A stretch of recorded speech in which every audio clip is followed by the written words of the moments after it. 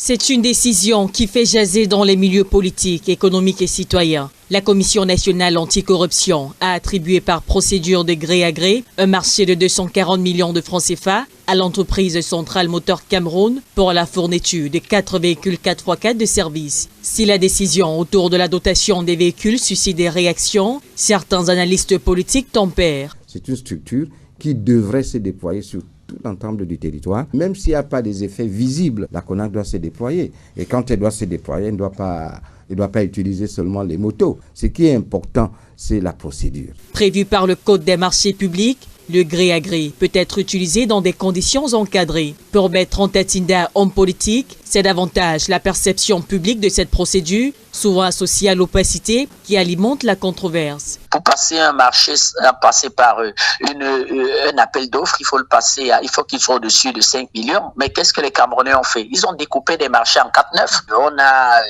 rendu ces procédures de gré à gré qui sont devenues des procédures où tout le monde un peu soupçonne et on a comme l'impression véritablement qu'elles ne sont pas tout à fait conformes. Par ailleurs, une garantie claire de la part du ministre en charge des marchés publics, notamment sur la régularité du processus et la capacité réelle de l'entreprise, pourrait servir à rassurer l'opinion publique. Il faut que le ministre des marchés publics puisse aussi un peu s'exprimer là-dessus et dire ce qui peut motiver ça et surtout les rapports, comment sont rédigés les rapports, les garanties de transparence qu'on donne à l'entreprise chez qui on va aller chercher les 4 véhicules. Est-ce qu'elle n'a aucune connexion avec personne et tout? Donc moi, quand j'entends gré à gré dans notre pays, je pense automatiquement à rétrocommission. Cette actualité intervient alors que le recours au gré à gré semble se multiplier, à l'image du récent marché de 21,4 milliards de francs CFA attribué à Suna Design pour l'installation de 21 500 lampadaires solaires dans plusieurs communes du Cameroun, soulevant ainsi des interrogations sur la transparence